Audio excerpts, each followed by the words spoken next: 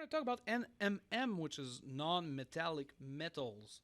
And this is, if in case you don't know or you're not familiar with it, uh, essentially it means painting metallics without using any metallic paints, right? So instead of doing silver with lead belcher, for example, we'd use gray and black and white and making this look like it was a shining silver instead of just an old gray. And this exists since forever. This is not a miniature painting thing. It's been around, uh, again, yes, since forever. It's the cartoon way, right? Like any comic books that you buy, like the guns and whatnot, like any metallic part in like comic books, it's not actually colored. It's not actually metallic colored. It's colored, and the way it's highlighted and shaded makes it look like it's a metallic thing, right? Like with super stark highlights and super stark shadings. Is how you'd create this. So it's been around forever, and it became really, really popular in miniature gaming around 2004. Like from the 2000, like yeah, let's say 2004 to 2010, it was like really kind of like peak non-metallic metal time, mostly because of Confrontation, the game. That was a French game, and a lot of the high-end painters were painting for that studio, and they all did non-metallic metals, all their miniatures, and they were really, really good, and they really pushed that technique into the miniature painting world. It was around before, but they kind of made it the mainstream thing, and then everybody that was like serious into metallic, into painting was into non-metallic painting, and one of the main reason why is that, again, back then, this is still like 15 more years ago, cameras were not as good, and getting good clear pictures of metallics, it did not translate so well. So right, because again, when in print, like the white dwarfs and stuff, it's a print material, so they're not using gold ink or whatever. So the rendition of my miniature is painted with gold and then photographed and then printed. It didn't really translate until then came the TMM, which is true metallic metals, which is a whole other subject. But that was kind of a mix in between classic metallics and non-metallic metals, and that kind of not really changed again. But that was kind of a happy medium. But non-metallic metal really allows you to make better pictures on print and on screen too. So it showed nicerly thing. It was much prettier in like in marketing terms. So everybody was like really high on non-metallic painting. Nowadays, and the other, sorry, one more thing. And the other main thing was that metallic paint is not what it used to be. Like most paints, red, white, yellow, these like terrible colors. Back then, it was way worse than we have it now. Like a red that's covering like Mephiston red 10 years ago, impossible. Well, maybe not 10, but back then, impossible. That did not exist. And metallics were the same thing, where metallics that covered really well and that shaded really well, it was not that available. You'd have to be like very picky, and then you have to choose and stuff. So whereas gray and then brown to make non-metallic metal, that was a lot easier to work with. So this is a little bit how kind of it started, and it kind of faded. It's still around, but because like camera technology, print technology, screen technology all upgraded, and also paint technology, if you will, upgraded, well, it kind of maybe faded, or it's not all what it used to be of like, a true miniature painter repaints with non-metallic metals. We've kind of we're over that, and that's good. But it's still a very cool technique, and when I learned it in 2007 or something, way back when, learning non-metallic metal, even though I literally have not practiced this in the last like 10 years more than 2 times, it allowed me to learn a whole lot of other things by default. So today we're gonna look into various ways of painting non-metallic metals on our little miniatures. All right, so let's get going into this non-metallic thing. And here, so we have the base coat, and I want to do, I wasn't too sure, so we're going to try two methods first. This one here on your right is Tau Light Ochre, and this one here is Zamazi Desert. And I'm feeling good about this one. It's like yellow earth. This one's a little bit more orange to it. So we're going to start with our yellow. And the first thing that we are going to do is maybe just one quick highlight on all of this with the Zamazi yellow. So for this whole process, until I kind of say otherwise, my only focus is mixing white and black into my main color. White and black into your color. So as we highlight, we're going to add more and more and more white to it. But this is just a quick first highlight, because then I believe shading is the easiest part. So we're going to give one quick highlight just to kind of see what we're working with. And then we're going to work on our shading till it's like almost all black. And then we're going to fine tune our highlighting. So on this one now, you can see it's just edge highlight basically. And then we're just going to do bottom. And at this point, it does need to be super smooth, something like this. And then we can do the same thing here on this skull. So the reason we don't need to be super careful at this stage, and that's why we're doing this first, is because the shading is going to kind of define, it's going to come back and it's going to define all these little feathers. So you can see our first highlight is a little bit messy, right? It's a little bit all over the place. That's okay. Same thing here, you know, it's not like silky smooth, this line here on the tie plate or whatever. So now we're going to do the exact opposite. We're going to add some black into our Zamazi Desert. And we're going to start with a little bit and add more and more as we go. And this step here, and this is where you can kind of play with other colors. You don't need to keep doing with the white and black if you like brown or something to give it browner look. This like Balthazar gold would be a good example. It's gold that's not too yellow. And so you can see this is like very, very thin down, right? Like I applied it to everywhere, but because I'm not putting in a lot and it's very thin down, it just goes into the cracks. And the reason we're doing an eagle and this plate is that this plate is entirely flat. So this here, we can kind of cheat the effect on what's in there. But this one, we have to do it ourselves. It's not going to help us. It's just a flat plane. So what we're doing here is we're going to basically feather this color. So we start at around 1/3 or something, a half. And then we move our brush only one direction, towards the top. And every time I paint, I start where I want to start and I end towards the top. And that will bring a little bit more paint towards the top each time, and that's exactly what you want to do. And then the more you can do this with like super thin down paint, the smoother it will be, or in less brush strokes, right? Like right now I'm doing like 6 or 7 small one little brush stroke, like one brush stroke, one brush stroke, one brush stroke. If you use a larger brush and you do just one big one, well, you have less brushstroke because you're effectively using less brushstroke, right? It makes kind of sense. It's counterintuitive because you think like, oh, this is like super fine. I want to use a super small brush. But if you use a bigger one, you actually get exactly what you want to do. Now with this second color here, I'm going to be a lot more precise. I don't want to put this everywhere. And then we'll do one last time. This again, I'm trying to go maybe not super fast, but still I'm trying to keep like a good pace. And now our color is mostly black. Almost no yellow in it. There's a little bit, but it's mostly black. And this is one of the few times where working with a wet palette will really help you, because then you get to keep all of these mixes, like all these 3 colors, whereas mine will probably dry by the time that we kind of come back to it. So next we're going to come back with our Zamazi yellow, our base color, and we're going to do the exact opposite. We're going to we're going to highlight this thing with our yellow.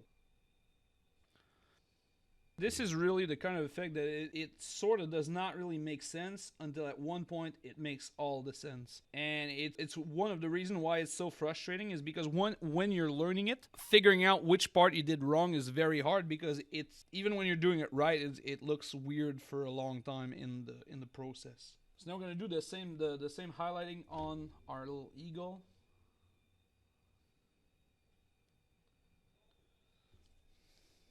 This is the tricky part with this little eagle, is we have to do almost all of the feathers one by one. I'm going to focus kind of on the outside of them. So you can start to see the side that's done, the side that's not done. That we get with just this one re-highlight, if you will. And then because this is still thinned down, we'll need a second coat to get it. And now we're gonna add some white to this. Like if you want to do like 12 passes, you do 12 passes, adding a little bit of white in each step. If you want to do like 3, like we're doing, just do that. It's gonna be a little bit less smooth, but now and you see that's what I was saying. With it's kind of ugly until one point, but now we've kind of hit that one point where now we have that white in, and now it's starting to make sense what we've been doing this whole time. But up until that point, it was really hard to figure it out. But but suddenly, these army painter pots are not good. I'm having a really hard time with the army painter right now. So we'll do the same thing on this one here, and again, this one here is kind of the real, not the real test, but this really shows you like how much thinning down your paint makes a difference. So if it's not smooth, or if it's there's no light effect on this unless you paint it like that. So what I mean by this is there's some light effect on there because there's some raises, there's some dips, there's some recesses. So that's where the light kind of plays. This is a flat surface. Well, it's got a little curve, but it's a flat surface. So there's no way for the light to interact within the same thing. Whereas in this area, every feather is like a gold area and a gold area and a gold area all stacked together. So the sculpt kind of makes it easy for us. This here, it does not. You have to do it. Why would you want to hide anywhere, Like we're making it right now. Got it going. And I like to add these like kind of lines. It makes for I think it's called like polished gold. The white is really where you get this effect. The white and the black are really where this effect happens, because that's what you don't usually see in nature except in metallic parts, right? Like if you look at like even a white wall, like the one that's behind me there, it's rarely like super flat out white. It's always like some sort of like shades of white, and then unless you shine like a light bright on it, bright light right on it, but overall I'm happy with this. So now what we can do, this is very kind of muted. So the first thing that we're going to do with this is we're just going to paint around it, because I slipped a little bit. I was not the most tedious person. Just to, again, kind of see where we're at with this.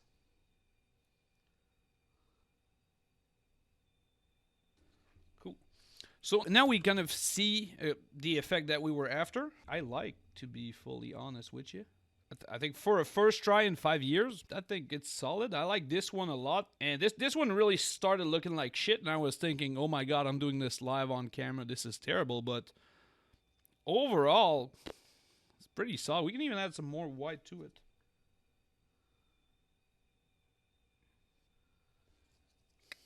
Like so, and now we have the big...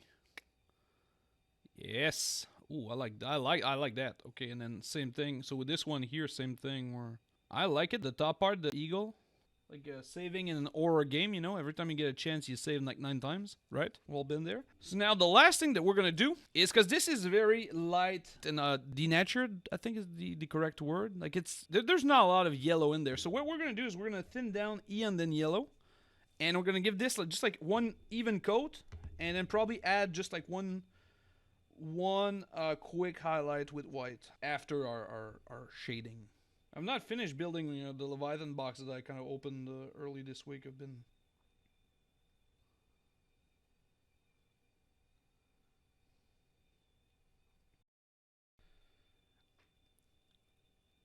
of the Leviathan and then paint it. All right, so what I wanted to do now is add just one coat of and then yellow to see what we got. And very mixed bag, because this is I like it a lot more, and this one here much worse. So very interesting. I'm not too sure exactly why it did that. I'm assuming it's because this one, the white was much more around the sides, and this one it was a little bit all over the place. But very interesting, because here it did add exactly what I wanted. I know it looks cool. Now that we've added back the white. Oh yeah, oh my god, you're digging into all them nids. Did you buy multiple boxes or multiple halves, like you're giving Space Marines to your friends and stuff? Okay, I mean, I like the for now part. Very self-aware. Very self-aware of you. Okay, so the white is kind of bringing it back. I'm still not sold over what we had before. But that's okay. That's kind of why we do this, right? So what we're gonna do now is we're gonna put this guy over there, and then we're gonna try somewhat almost the same thing, but on this one here. Yeah, they're all well, they're not all push fit, I don't think, but they're all like single pose, easy to build type thing. So the first one, our yellow was Zambezi Desert. This one here, which is very yellow. This one here, we're gonna do Tau Light Ochre. And this one is a little bit more orange to it. Touching up this bit. This color here is not very opaque. This would be my first... I don't think I would do... Maybe I would start next time. This thing, I would probably start it on Scrog Brown. And I feel like this color is going to give us a little bit more of a bronze. But you know, who knows? Who knows? So we're going to do kind of the exact same process, but with a different color this time. So we're going to do our first highlight with a mix of Tau Light Ochre and white. I see. But again, the first one does not need to be like super precise. We can just, this is kind of just to give us like a little bit of an idea, right? Like it's not really precise and it's not really smooth. The light part is overall that way, is kind of just like the guideline that we want here.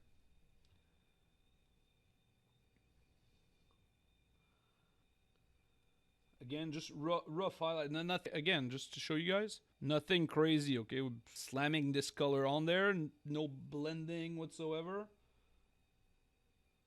I'm trying to be precise, but I'm not going the extra mile, maybe is what...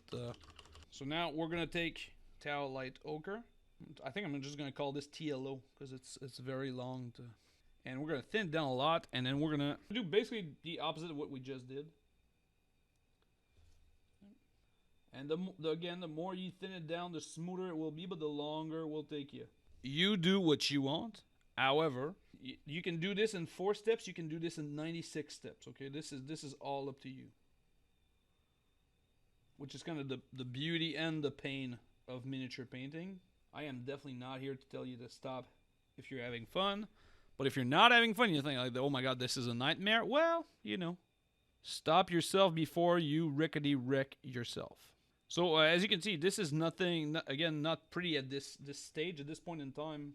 So this thank God this is a test model and not anything important, because we have a severe mold line in there. And look what this paint, when it's like super thin down, look what it does. It amplifies the fact that there's a mold line. Not only is it like not hiding it, it's even worse.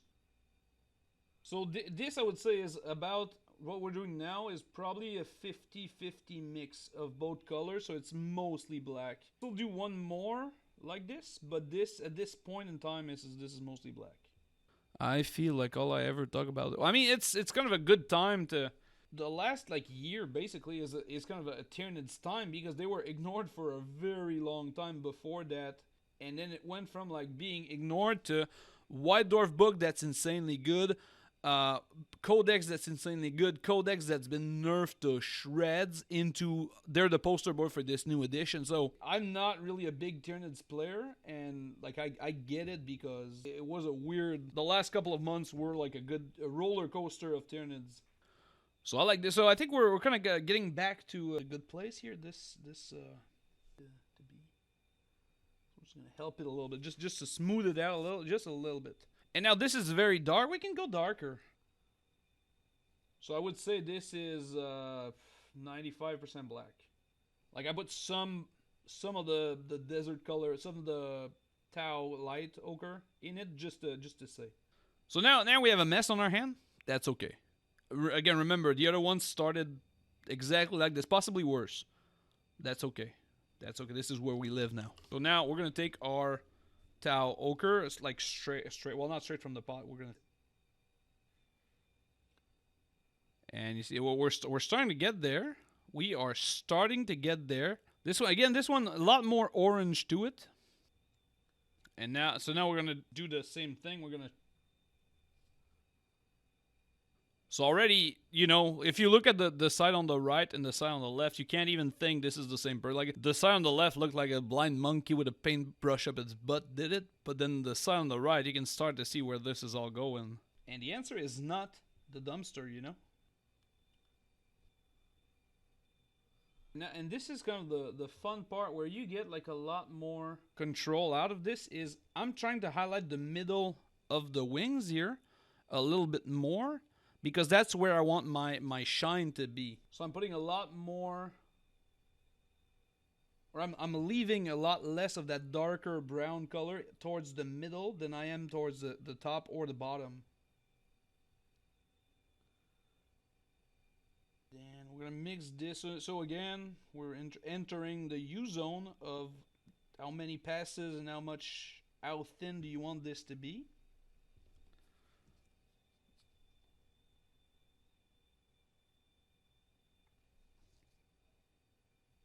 This part here is kind of nice, but it's still, this is not the right color at all. Like this orangey thing does not really work for this. I mean, it is nice, but in terms of like what it looks like, but maybe, again, I have not said my last words here. Let's give Cassandra Yellow a try here. This is the yellow or orangish shade. And instead of the Yanden this time, we're going to use this one, because this one has a lot more orange to it. So let's see if we can maybe bring it into more of a bronze type of color. Once it dries, it's going to be pretty easier. Now it's like all glossy.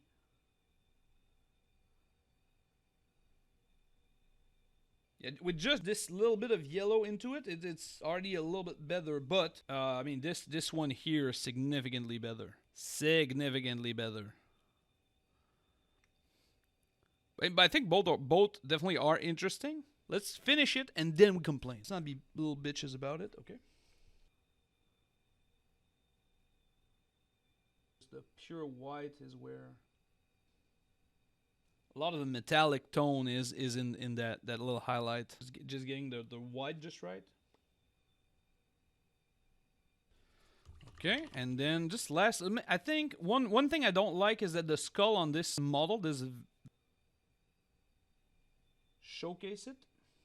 Sometimes just showcasing it, like just fixing up your mistake, like the bases. You guys know when we do the bases, once we add the black rim around it. Because again, we've just cleaned up the sides and it's already looking better than it was. I mean, yeah, I think yeah, tidy.